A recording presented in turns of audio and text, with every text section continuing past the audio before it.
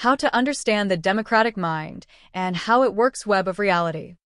Okay, so I look for things, for ways to understand stuff. And I've seen this for a long time, and it frustrates the far left, it frustrates the far right. And a lot of people just don't care. But you have a fact. The left have a lot of facts, and the rights have a lot of facts. And they fit those facts within their reality. It's like a web of reality.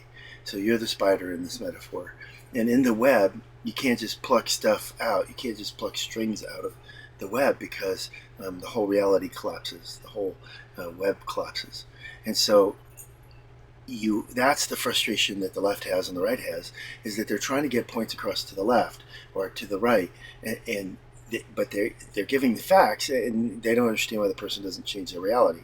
I'm going to give you some examples of that, but it's a good way to word how you can look at this differently, how you can look at this like, why aren't they understanding the truth here? And it's very frustrating, especially when both sides have facts to insert.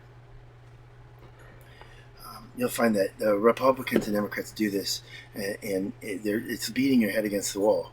Now, in conversation, I tend to be very good at debating. In conversation, I've been told that I'm really good at changing people's belief systems.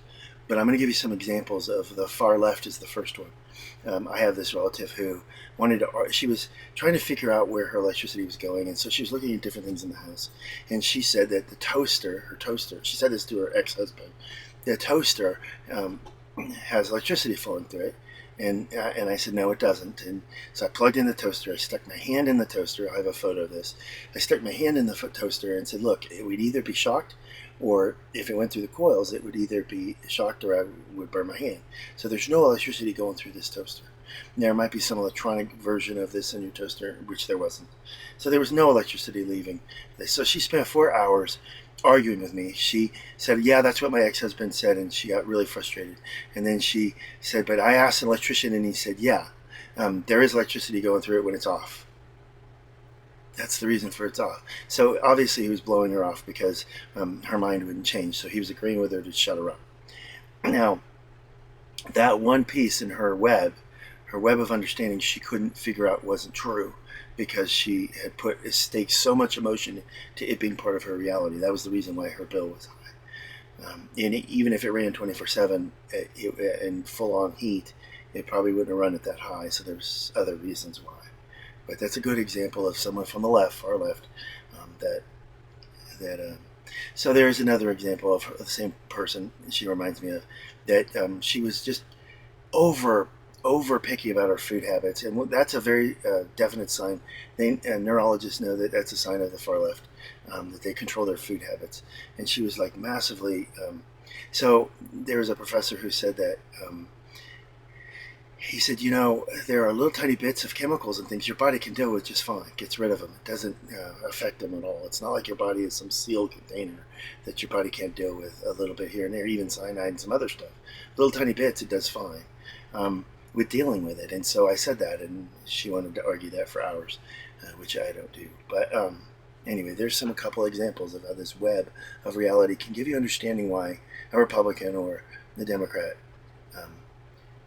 is not getting your point, is because they can't change your whole reality.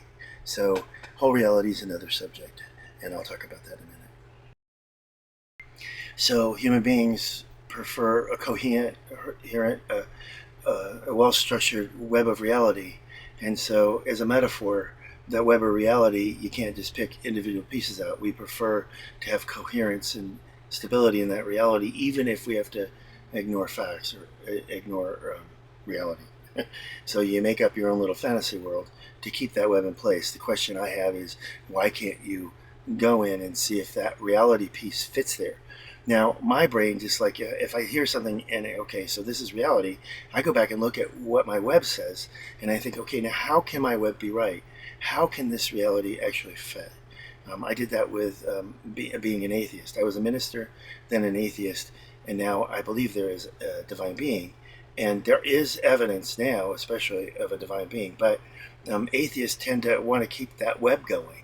They want to make sure that they don't believe in a God of some sort, even though there's evidence that it's true. Evolutionary theory is the same way. They want to make sure that they keep their web coherent, even if it's inaccurate. And you would think scientists would go, well, I'm a scientist, I better figure out what the facts are. But they don't. They ignore huge amounts of evidence. So just as an idea, maybe going in and looking at your web of reality, it would be really helpful for you to see what's really going on.